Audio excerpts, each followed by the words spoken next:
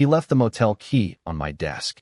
No name, no note, just the key, a receipt folded around it, and the room number, 217. At first, I thought it was a mistake, maybe a joke from one of the guys at work. But the handwriting on the receipt was familiar. Hers. Lavender ink. The kind she always used when writing in her journals. And one word scribbled at the bottom in her half-cursive, sorry. I didn't even grab my jacket. I just left the office. My legs moved faster than my brain could reason. I wasn't ready for the truth, but I also couldn't pretend I didn't see it. I drove 32 minutes in silence, radio off, hands trembling at every red light. The motel was a grim place tucked behind a liquor store and a pawn shop. I don't know what I expected, but it wasn't this. Not somewhere this low. Room 217 was at the end of the second floor, the door slightly ajar. I didn't knock. I didn't hesitate. I pushed it open. And time stopped. There she was, on the bed, the sheet barely covering her. Her hair messy in a way I hadn't seen in years. And him, shirtless, smug, legs stretched out like he owned the place. The man I once shook hands with at a charity dinner. He looked at me, completely unfazed, and smirked. She's mine now. I swear, the walls shook with the blood rushing to my head. But I didn't yell. I didn't break. I didn't ask why, or how could you. I just smiled, pulled out my phone, pressed play on the video. And then I said calmly, your wife saw the video. His smirk faded. She froze. And I turned around and walked out, leaving the door wide open behind me. The moment I left that room, everything felt heavy. The air, my clothes, even my skin. I got into my car and just sat there. I didn't cry. I didn't scream. I didn't even start the engine. I just stared at the wheel, hands trembling, chest tight. Then my phone buzzed. Unknown number. One line. What the hell did you just do to my marriage? It was her. Not my wife. His. Lorna. I'd only met her once, at a conference dinner where our spouses had to come along. She was the kind of woman who made everyone straighten their posture. Precise. Calculated. The opposite of the messy, chaotic scene I'd just walked away from. I texted back. You deserve to know. No reply. I was halfway through texting my therapist. Yes, I've had one for years. Anxiety's a charming lifelong companion, when I realized I couldn't go home. The house would smell like her. Her chamomile lotion. Her favorite cinnamon candles. It would mock me. So I drove. Not to a friend's. Not to a bar. I didn't even know where I was going. I ended up in the parking lot of a 24-hour laundromat. Just sat there again, watching strangers spin their lives clean while mine was unraveling in silence. Eventually, my phone buzzed again. This time, from her. My wife. Fern, we need to talk. Please. I didn't want it to be like this. Like what? Like being caught? Like the moment her lover said, she's mine, while she lay tangled in motel sheets? I didn't respond. I opened the video again. I'd forgotten I'd left the camera running before I walked into the room. The audio was shaky, muffled at first, but then it got clearer. After I walked out, they talked. I hadn't heard it before. Fern whispered.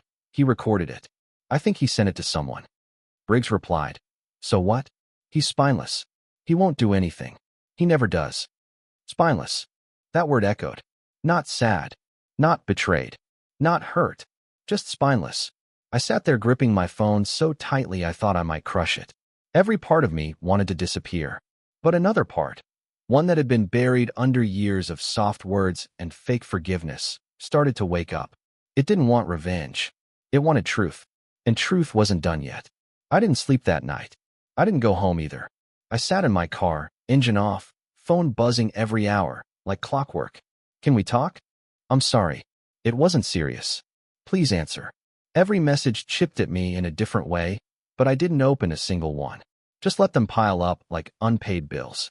Around 6 a.m., the sun barely a whisper on the horizon, I drove back to the house.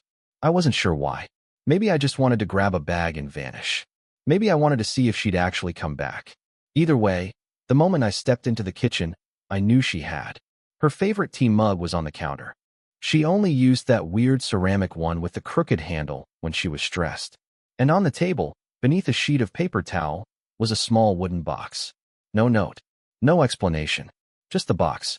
I should have left it alone. Should have walked upstairs, grabbed a change of clothes, and driven straight into the horizon. But curiosity? It's a parasite. It chews at you until you feed it. Inside the box were 5 things. A necklace I bought her from a street vendor in Charleston 5 years ago. A movie stub from our first date. A receipt from the day we signed our mortgage. Her wedding ring. And finally, a USB drive. I stared at it like it was ticking. I didn't even have to guess what was on it. Still, I plugged it into my laptop. 1 video file. No title. No timestamp. Just a blurred thumbnail. When I hit play, I expected another recording of them. Another punch to the ribs. But it wasn't that. It was her alone. Crying. Shaking. Talking into the camera like it was her priest. She said she didn't know why she did it. That she felt invisible. That I was too gentle, too stable, too easy to hurt. But what shattered me most wasn't her tears. It was when she smiled mid-sob and said, "He won't leave. He never does. He's addicted to staying." And that's when I realized something. She wasn't confessing. She was testing me. This wasn't a goodbye. It was a dare. The dare haunted me. I couldn't stop replaying that smirk she gave the camera, the bitter curve of her lips when she called me too easy to hurt. Like she knew I'd see it. Like she wanted me to. I wondered how many drafts she recorded before settling on that version. Was that the most polished pain she could present? I stayed in the house for exactly 18 minutes before I packed a bag. Socks, charger, old hoodie, 1 pair of jeans. I left the wedding photo on the dresser untouched. I didn't need reminders. I already had a house full of them. But as I zipped the bag, I noticed something odd. Her journal. She never left it out. That thing was sacred to her. I wasn't even allowed to look at the cover without her making some joke about emotional trespassing. But there it was, half tucked under her pillow like a booby trap. I should have ignored it. I almost did. But I opened it. Not out of spite. Out of survival. It wasn't what I expected. No rambling affirmations or chakra energy reflections. It was a list. Names. Dates. Some crossed out. Some underlined. Some marked with a star. Briggs was in there, twice. 2 separate dates. But so was someone else. Tomas. With a heart drawn beside his name. I don't know who Tomas is. I've never met a Tomas. But the last date next to his name? It was this Friday. I felt nauseous. She was still seeing people. Still scheduling infidelity like brunch. And the worst part? She wasn't even hiding it anymore. This wasn't about love. Or mistakes. Or some emotional gap between us. This was a game to her. A map of destruction. And I was just one stop along the way. I left the journal open on the bed and walked out of the house without locking the door. I didn't want to come back. I didn't want to be the kind of man who needed to prove he deserved better. I wanted to be the man who stopped asking for permission to leave. I thought I could disappear quietly. I booked a cheap rental cabin 2 hours north, a place with spotty reception, a creaky bed, and curtains that smelled like mildew. I told no one where I was going. Not even my brother. I needed silence. Space. Something without her scent baked into the walls. I was 2 days off the grid when my phone finally buzzed. A single bar of signal and 1 missed call from a number I didn't recognize. Then, a voicemail. I almost deleted it. But something about the area code felt weirdly familiar. I played it and heard his voice. Briggs. Hey, Calvin. Look, I don't know what to say. Lorna left me. Took the kids. The house. Everything. She won't even answer my calls. You could have just sent her the photo, man. But the video? The audio? You wanted to destroy us. I gripped the phone tighter.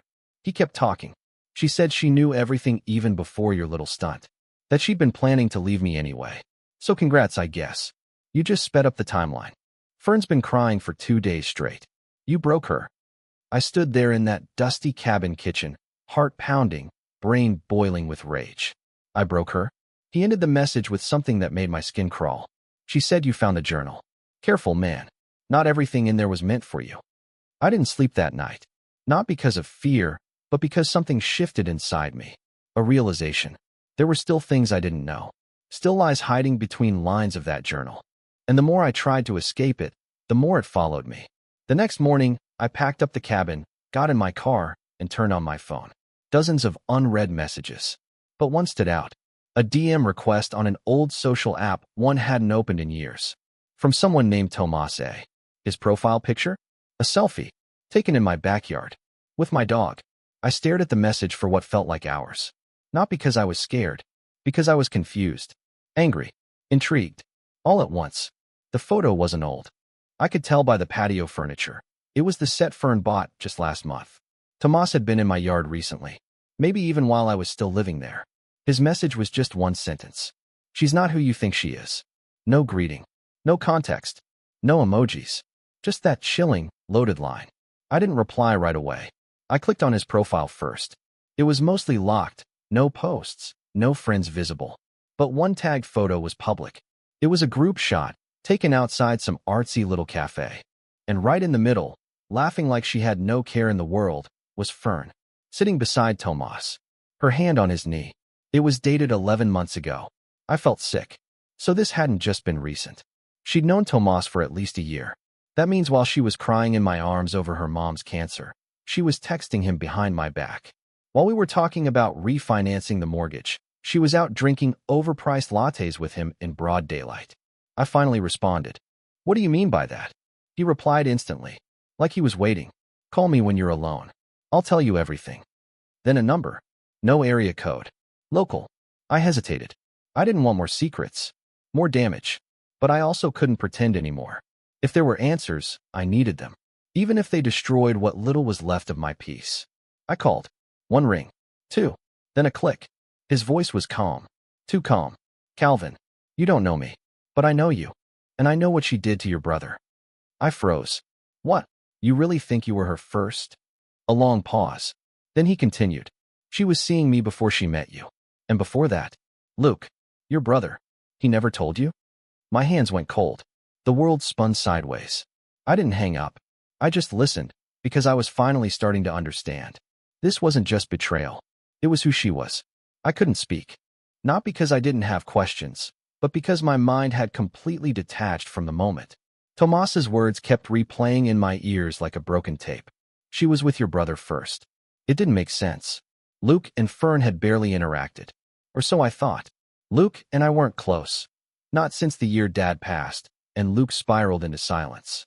But if he had been with Fern before me, why hadn't he said anything? Why let me marry her? Why come to the wedding at all? She dated him before you, Tomas said calmly, as if he were reciting a weather report. It wasn't serious. For her. But for him? Yeah, he was all in. He told her he loved her. And she laughed in his face. I felt something crack inside me. She told me the same thing she told you. Tomas went on. You're different. You see me. She plays that line like a violin. I believed it. We all did. But she doesn't want to be seen. She wants to be worshipped. I could hear his voice change. Quieter now. Regretful. You want to know why I messaged you? He said. Because I was her Tomas for 2 years. And then, overnight, I became her insurance policy. She started slipping, getting bolder, telling me she hoped you never left, that she liked the comfort of you, while she chased the thrill of everyone else. I couldn't breathe. Luke never told you because he thought it was his fault, like he wasn't good enough. But the truth is, she never wanted good. She wanted control. I ended the call. I couldn't listen to one more word. I needed air. Movement. Something. I drove to Luke's place without texting first. I hadn't seen him in months, but when he opened the door, the moment he saw my face, he knew. Did she tell you? He asked, voice like gravel. I shook my head. Tomas did. Luke didn't ask who that was. He just nodded and stepped aside to let me in. And for the first time since this whole nightmare started, I realized I wasn't the only one she broke. Luke and I talked for hours. Most of it was quiet. There were long stretches of silence where neither of us needed to say anything, because the truth had already spoken louder than we ever could. He told me how Fern had ghosted him one day, no explanation, just vanished, then reappeared on my arm at a family barbecue 6 months later. He didn't say a word back then, not because he didn't care, but because he thought maybe, just maybe, she'd changed. That maybe I was her soft landing after burning everyone else. But she didn't land. She just floated from one life to the next, like none of us were real people. When I left his place, I didn't cry. I didn't rage. I didn't feel broken anymore. I felt clear. That night, I returned to the house one final time. Not to fight, not to forgive, just to collect what was mine. Fern was there, sitting at the kitchen table with red eyes and that same fake vulnerability she wore when she needed sympathy. I was messed up, she whispered. I thought you wouldn't stay if I didn't. Stop, I said. This isn't about what you thought. It's about what I know now. She didn't argue. I handed her a plain envelope. Inside it was a signed separation agreement, a flash drive with all the evidence, and a typed letter with one line bolded. I am no longer your mirror. I left my key on the counter, walked out, didn't look back. Now it's been 6 months. I moved to a different city. I adopted a rescue dog named Parker who follows me everywhere. I write technical manuals by day and poems by night. I even went on a date last week. I was terrified, but I showed up. And that's more than I ever did when I was with her. Because I'm not spineless. I just needed to stop loving someone who thrived on bending my spine until I forgot how to stand. If you were in my shoes, which moment from this story hit you hardest? The motel, the journal, Tomas's message, or Luke's confession? Drop your thoughts in the comments. And remember, healing doesn't always look heroic. Sometimes, it looks like finally walking away and not locking the door behind you.